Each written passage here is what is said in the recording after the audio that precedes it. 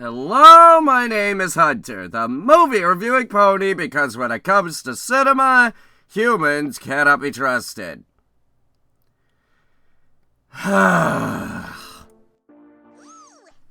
Okay, that's it. This is the last straw. The jig is up.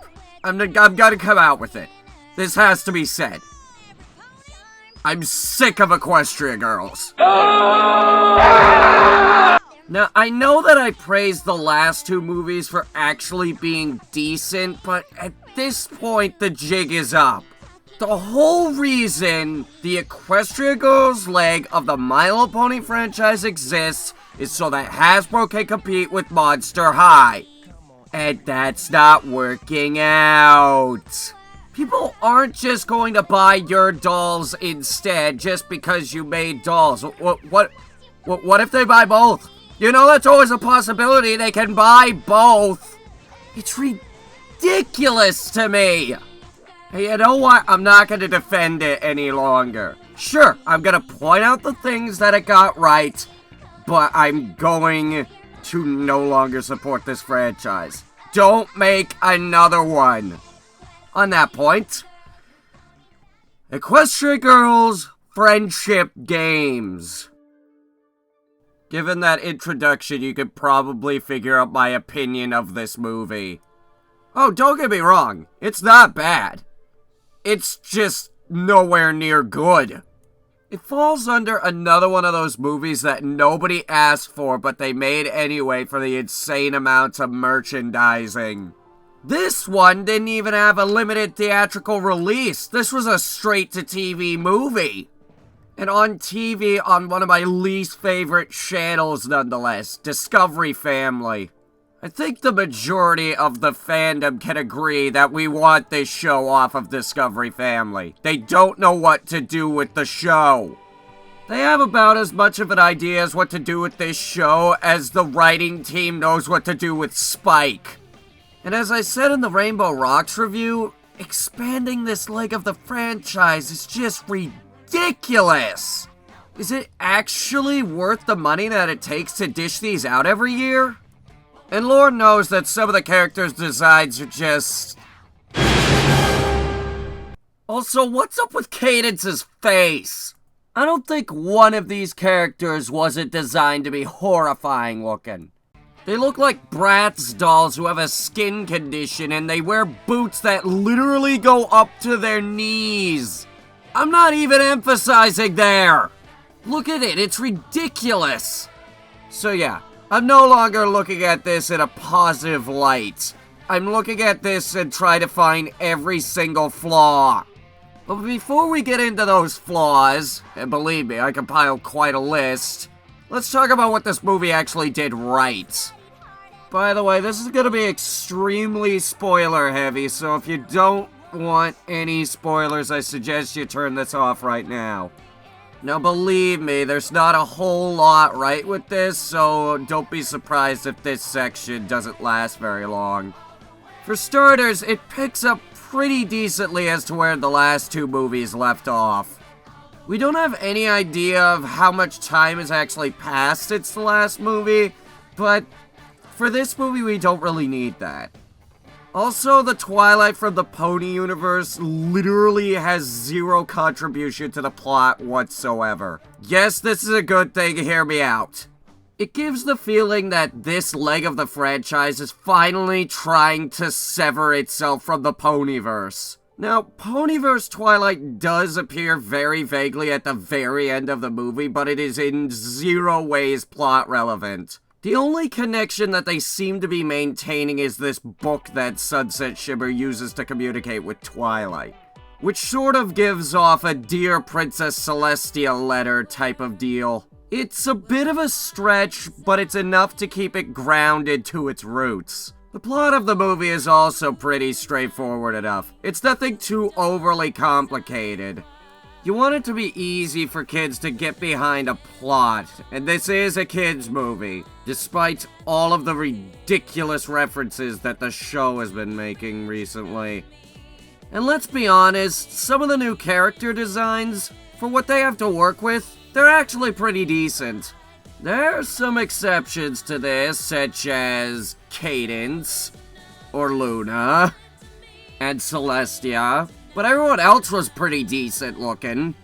And of course the animation looks pretty good, and assuming that they had to work with a ridiculous budget, they did pretty well. I'm actually kind of impressed that they managed to do this stuff every year. Because keep in mind, they not only have to do this, they have to do 24 episodes of a TV show. And that also includes trailers. And not to mention the characters are what we've come to know and love from the show. Not to mention, Sunset Shimmer is integrated very well as a main member of the cast for these movies. She's not forced too heavily, and she actually serves very well as the protagonist. It's actually an argument that I've been seeing pop up in a few places as to who the protagonist for this movie is. I think it's meant to be Sunset Shimmer, though then again, Twilight does have a very major role. Thing is though, Twilight in this movie served as more of an unintentional antagonist. Well, along with Principal What's-Her-Face. And for those of you who still disagree, we had fucking Nightmare Sparkle, for God's sake!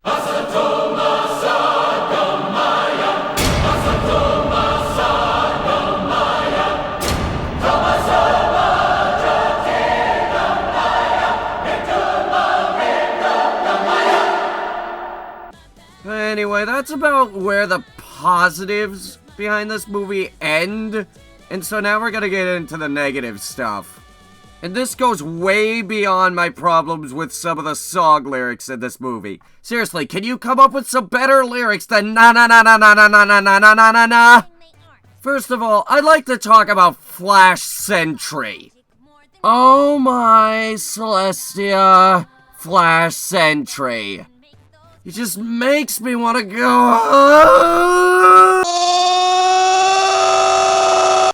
It actually kind of makes me sick as to how useless this character is. Throughout 3 movies, he's made one contribution to the plot, and that contribution could have been done by anyone else. The relationship he has going on with Twilight is completely useless. He literally has like 3 lines in this movie. And no, I'm not upset about the fact that he stole your Twilight Sparkle waifu or whatever. I'm genuinely upset about how they don't use this character. And yet, they insist on keeping him. Phase this character out. I don't think anyone likes him. He makes no contributions to the movies whatsoever other than what he did in the first movie. At this point, he's just there to fill the movie with time. We have a word for this, it's called filler. But he's not even that! He's on screen for 2 minutes at most in this movie. Rest of the time, he's in the background. Either do something or phase him out. Also, the pacing in this movie is a major problem with me. Friendship is Magic has to rush exposition because of its 30-minute time slot. This movie had an hour and a half for expositions, and they acted as if it were still the show. When you pace expositions as if it were a TV show, it doesn't work. I said they had that nailed down in Rainbow Rocks, but they seem to have gone away from that in this movie. What the hell happened? Oh yeah, another thing. There's a bit in this movie where Twilight's dog just starts talking. This is never used. They focus on it for about 1 scene and then move on with the movie. You'd think something like this would be plot relevant. It isn't! If you're not gonna do anything with it, then why do it in the first place? It also feeds into the fact that they're rushing exposition again. They had to rush this as well. But it's even more of a crime because they didn't use it. I suppose it's supposed to serve as a plot point in future movies, but I don't think anyone wants another one of these movies. Also, Twilight's freaking necklace thing. If she knows she's doing wrong with this thing, why doesn't she stop wearing it? It's not like she can't just leave it at home or something. She could just take it off.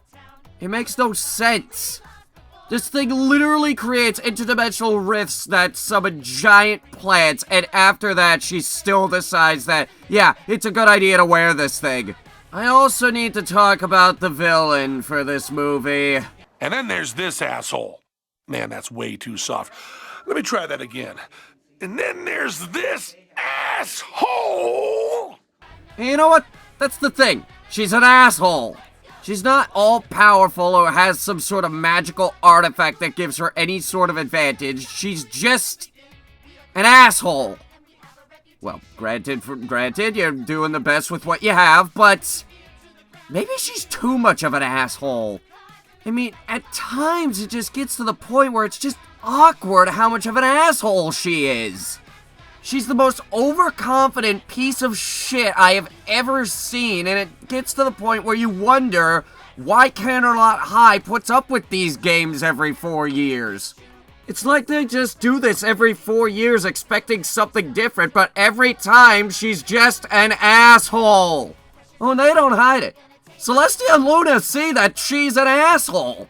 It doesn't even conclude satisfyingly. It's just everyone's against her now, but she's still in a position of power. Thing is, though, she's still an asshole.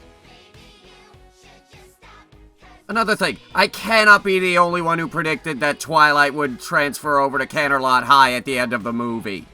All I had to do was watch the first trailer, and I knew that she was going to transfer in at the end of the movie. What scares me is that I was actually able to predict that. It makes me believe that these are getting too predictable. It's not really a good sign of what's to come. It isn't really of too much note, so I won't dwell on it too heavily, but still, it worries me. Oh, and there's an awful lot of diversity in the uniform that's supposedly supposed to be a school uniform. Also, am I the only one who thinks that they're bullshitting with all this magic bullshit? Seriously, it just seems to do whatever the writers want it to do. Even when there's no logical sense behind any of it. Seriously, it turns Twilight into this evil deity that starts destroying everything. But then they use the exact same freaking thing to turn Sunset Shimmer into the exact opposite. Keep in mind, this also opened portals to the Demon Plant universe and made a dog talk. All this is done by this stupid little device around her neck. Which brings up the question, how did she build this fucking thing? This bitch is still in high school? Why isn't she at Harvard? She's literally created a device that could possibly cure all known diseases on the planet if they wanted it to. And again, if she's so damn smart, why doesn't she just stop wearing the damn thing? Oh yeah, and then back to this asshole. And then there's this asshole. Yeah, she knows that this magic is capable of killing people, and so what does she decide to do? Literally the next scene after finding this out, she wants to use it to her own advantage. That's sort of the equivalent of saying, oh, I'm running for president, I think I'll change my name to Hitler. There's no logical sense in that. And there's about 10 million other problems I could go on with, like how is the school able to afford a motocross? How the school seems to be in its own little world with them being the only one with magic. Or the fact that this movie seems to rely on the last two movies. And that third one especially because you want your movie to stand alone from the rest of them at least. But does this movie work? Not really. I'm gonna have to give it a 5 out of 10. They tried something new with this, and it sort of worked, but at the same time, it didn't work. If you really like the last two movies, I'd say you'd enjoy this movie, but again, it's not exactly the best part of the series. I'm not discouraging you from seeing it, I'm just saying you may not enjoy this as much as you enjoyed the last two. There are problems, and the problems make themselves known. So I guess what I'm just trying to say overall is that this movie is just sort of I can't really recommend it, but I can't really push people away from it. My name is Hunter, and this has been a Hunter Review.